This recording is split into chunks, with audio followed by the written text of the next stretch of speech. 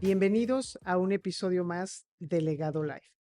Y nuevamente me hago acompañar de mi amigo y colega Salvador Cerón, Gracias, María. quien es miembro de la firma Cerón Company. Es también segunda generación de esta familia detrás de la empresa de consultoría, pero sobre todo tenemos esta pasión por la investigación y la academia, aunque todavía no sé si ya te incursionaste como profesor, si no te tengo que resolver ahí el asunto.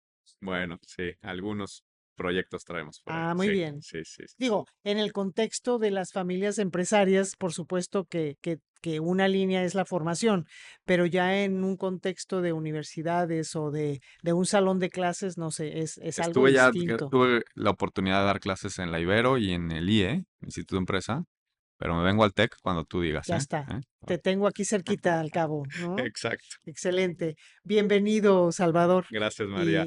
Y bueno, pues justo de esto me gustaría que conversáramos en este episodio cuando yo te escuchaba hablar de liderazgo ambidiestro y cómo traducías esto o cómo lo representabas en un contexto de la familia empresaria multigeneracional, como este que yo le llamo caldo de cultivo, cuando se ha despertado, se ha promovido el espíritu emprendedor, obviamente de las generaciones fundadoras o fundacionales, pero sobre todo de las generaciones entrantes o las generaciones siguientes, cómo es que se va permeando esta capacidad de, como tú lo dices en esta tesis, de ser capaces de explotar lo que se deba explotar y explorar cuando haya que responder con nuevos modelos de negocio, con nuevas formas de hacer las cosas. Y esto creo que las familias empresarias que saben articular todo este tema de atraer a las nuevas generaciones, no necesariamente desde la operación empresarial, sino de otras funciones, pero que generen este círculo virtuoso de generar riqueza, de generar oportunidades. Esta ambidiestreza se puede apreciar, creo yo, que mejor que en un contexto no familiar. Ok, bien. Bueno, pues si te parece, déjame dar un pasito atrás y ir como al uso de la palabra, ¿no? La ambidestreza lo que nos lleva en su concepto más simple, ¿no? Es a esa capacidad, ¿no? De usar las manos con la misma destreza, ¿no? Entonces, todos tenemos, por supuesto, una mano más dominante y una no Una dominante, menos ¿no? dominante. Pero los ambidiestros son aquellos que son capaces de utilizar ambas manos, ¿no? Por ejemplo, con la misma destreza para hacer distintas tareas. Lo general es que las personas no sean ambidiestras, como las organizaciones en general tampoco son ambidiestras, ¿no? Entonces, las personas como las organizaciones solemos tener una mano dominante y esa mano dominante en el contexto de la empresa es el negocio establecido, el negocio tradicional, ¿no?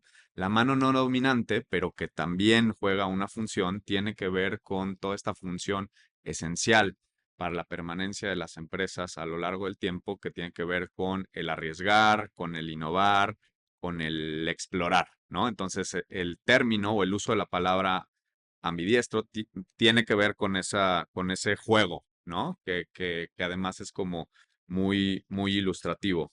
Em, este concepto se ha venido desarrollando en la literatura de gestión para explicar sobre todo la supervivencia de las empresas a lo largo del tiempo, ¿no?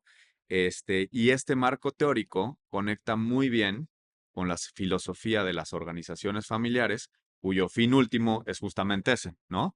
No solo cómo permanezco, sobrevivo, sino tengo un impacto y un legado Claro, a través del tiempo, así ¿no? es.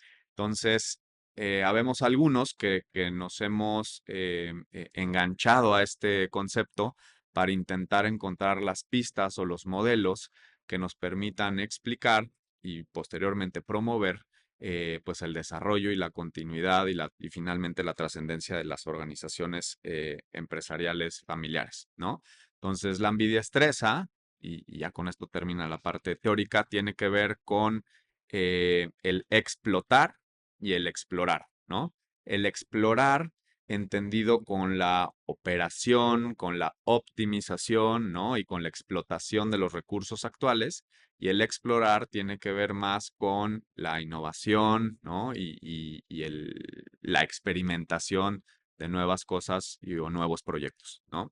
Lo que sostiene el modelo es que una organización para sobrevivir en el tiempo tiene que poder hacer simultáneamente estas dos cosas. O sea, explotar el modelo de negocio actual al mismo tiempo que exploramos nuevos modelos de negocio, ¿no?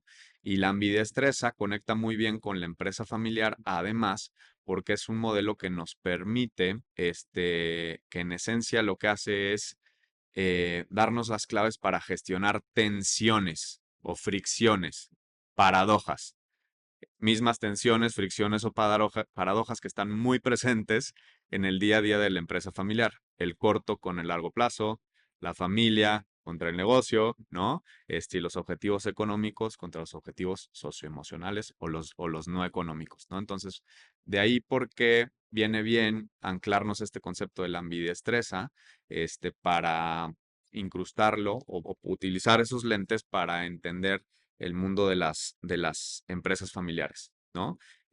Pero generacionalmente, y si quieres, esto lo hacemos ya más como un diálogo también, conecta muy bien para eh, em, desarrollar más este concepto que mencionamos hace un momento, el cómo conceptualizamos a la empresa familiar, ¿no? No como una familia, un negocio, sino más como un ecosistema, ¿no? Una familia empresaria que tiene un ecosistema, idealmente un ecosistema ambidiestro, en el que simultáneamente y dinámicamente a lo largo del tiempo vamos explotando modelos de negocio al mismo tiempo que estamos explorando nuevas alternativas e incubando las que vienen, ¿no? Claro. Entonces, de manera simultánea, lo que conseguimos idealmente es que nuestra familia empresaria pues pueda seguir desarrollándose a lo largo del tiempo. Claro, es como un buen amigo también hablaba de el, cuando en innovación se habla, y a eso hacemos alusión al, a la exploración,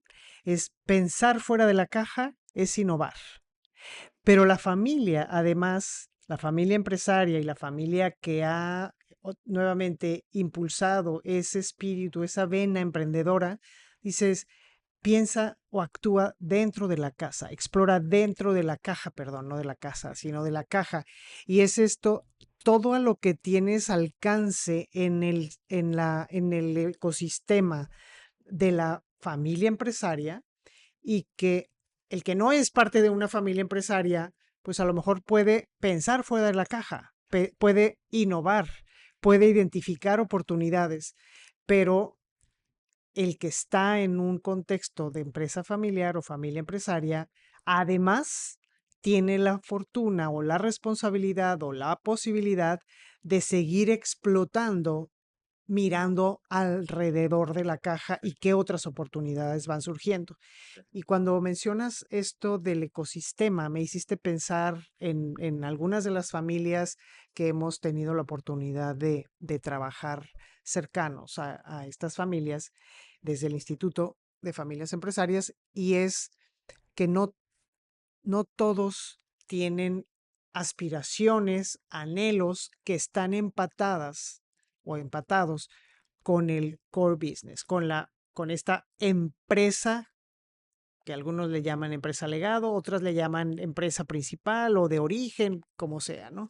Y entonces dices, bueno, no te sientas mal, busquemos las maneras, y ahí es donde surgen, dependiendo del espíritu de la familia, dentro de las estructuras de oficinas de familia o family offices, los famosos laboratorios en donde pues están probando, impulsando emprendimientos que no son todos vinculados, pero sí con una tesis de desarrollo o de inversión, si estamos hablando de un departamento más bien de inversionistas, cuáles van a ser esas ideas de negocio, esos startups, no al interior de la empresa familiar, sino vinculados al exterior, los que le den la posibilidad a esos miembros de familia que no se ven en las posiciones de liderazgo o en la operación misma de las empresas o unidades de negocio que la empresa ha ido construyendo en este avanzar por los años, ¿no? Entonces, creo que este concepto viene muy a bien con, como dices, tomado del management, de estas paradojas, pero también de la complementariedad que le puede ofrecer a los miembros, sobre todo de la Next Gen, Sí. que no se identifican con, una, con un core principal o el core business de la familia, pero quieren sentirse parte de ese legado, quieren sentirse parte, que contribuyen. Y a veces nos dan las sorpresas que el peso relativo que tienen de toda esa riqueza económica y no económica, pues es importante, tan Claro. importante como la empresa y a veces el enfoque se vuelve como distribución Muy de los distinto. pesos Sí. de un lado que no hubiéramos pensado, ¿no? Que a su vez genera más tensiones, Por ¿no? supuesto, Para ver cómo al cómo final del día las resolver. resolvemos, Así ¿no? es, Pero tocas muchos temas muy interesantes. Déjame retomar algunos de ellos, pero partiendo primero de la siguiente afirmación, ¿no? Ser una organización ambidiestra es algo que es muy complejo, claro, ¿no? O sea, no todos lo logran. así es. Primero, hay algunos que ni siquiera se lo plantean, ¿no? Por Mucho menos intentan. historia, ¿no? No lo intentan Mm, por momento generacional o fase en su organización, ¿no? Y entonces ser o convertirse en una organización, mantenerse siendo una organización ambidiestra es algo que es muy complejo, porque pide estar desarrollando capacidades dinámicas de manera constante, ¿no? Y no hay organizaciones ambidiestras si no hay individuos ambidiestros o familias ambidiestras, ¿no? Y se me hace muy interesante cómo dices que en las familias empresariales tenemos esta posibilidad de estar experimentando cosas, ¿no? Y aquí lo que resulta paradójico, y a mí se me hace apasionante, es que es la siguiente paradoja, ¿no? Entonces, yo estoy en una mejor posibilidad de explorar en la medida que más exploto. Es decir, como más exploto, más opero, más optimizo, más conozco mi negocio, más áreas de oportunidad se me presentan. Pero al mismo tiempo, mientras más exploro, en mejor posibilidad de explotar también estaré. Es decir, más explotación también me lleva a más exploración, ¿no? Y esa gestión de esa paradoja hace que todo esto final del día se vuelva un círculo virtuoso, ¿no? Y entonces es increíble que sí tengamos esta posibilidad para experimentar, ¿no? Dentro de la caja, como dices, pero también es muy cierto y es parte de lo que estamos estudiando, que uno de los factores que explican el liderazgo ambidiestro a nivel del individuo es esa capacidad que tienen las personas de salir afuera a buscar nuevas perspectivas, adquirir conocimiento, ver qué se está haciendo en otras cosas para traducirlo y incorporarlo dentro de mi propia organización, ¿no? Ahora, conectando con tu segundo punto, María, a mí se me hace también muy interesante ver cómo también las formas organizacionales siguen evolucionando, ¿no? Y en otra ocasión tú y yo tuvimos oportunidad de platicar de los grupos empresariales familiares como una estrategia de crecimiento a la que acuden muchas familias empresarias, entre otras, para acomodar lo que platicábamos hace un minuto, ¿no? La expiración dinámica de los modelos de negocio, pero al mismo tiempo como una estrategia de sucesión o de ir acomodando los intereses y las expectativas de las distintas generaciones. así Y es. entonces ya cada vez tenemos cara de negocio o empresa familiar y más como un grupo, ¿no? Como un family office, como alguna forma en donde conviven al mismo tiempo el negocio legacy o el negocio establecido con varios proyectos de emprendimiento, con algunas otras inversiones, ¿no? Y eso hace que también los mismos roles de los miembros de la familia estén cambiando, ¿no? Porque antes yo tenía muy claro, yo soy el director general o el director de área, pero ahora, ¿qué soy, no? ¿Cómo juego dentro de todo este ecosistema, en donde, ya con esto termino esta intervención, sí creo que tiene que haber factores a nivel macro y factores a nivel micro. Empiezo por el micro. A nivel del individuo, decíamos esta capacidad del individuo o de la combinación de individuos, ¿no? De salir afuera y buscar cosas, pero al mismo tiempo gestionar la tensión, por ejemplo, entre el corto y el largo plazo, a nivel micro. Y a nivel macro, organizacional, cómo sí tiene que haber una alineación de intereses, ¿no? Idealmente también una identidad familiar compartida, pero sobre todo un sistema de gobernanza, ¿no? Que con criterios claros, ¿no? Con estructuras de toma de decisión y con mecanismos en donde permita que toda esta ensalada pueda crear valor, ¿no? Porque como decíamos, pues cada vez más es más difícil gestionar este tipo de organizaciones. Totalmente. Y con esto vamos terminando y doy la pauta para nuestra siguiente charla, que justo ahí es donde das al clavo lo que en el modelo del IFEM, cuando hablamos de desarrollar competencias para el florecimiento de la familia empresaria y definimos lo que es florecimiento, justo florecimiento es un proceso y es un proceso que como condición, si bien es un proceso evolutivo y en evolución nos referimos a constante cambio o que no es estático, vaya, este, tiene que ver con la incorporación de los anhelos, de los propósitos, de las aspiraciones de cada uno de los miembros de esa familia que está trabajando en su florecimiento como proceso, insisto, no como outcome, y es complejo, pero al mismo tiempo te da la posibilidad de identificar que cada familia o comprobar que cada familia es diferente y por lo tanto esos sistemas que favorecen el desarrollo de la continuidad son tan importantes y hay que seguir trabajando en ello.